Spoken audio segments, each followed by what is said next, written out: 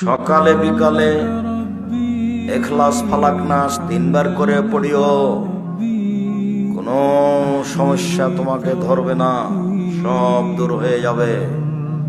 আম্মু রাতে ভয় পেলে, রাস্তায় চলতে ভয় পেলে ফালাক নাস পড়িও, কোনো সমস্যা হবে না। আম্মু রাতে সর সময় হাত দুটি জমা করে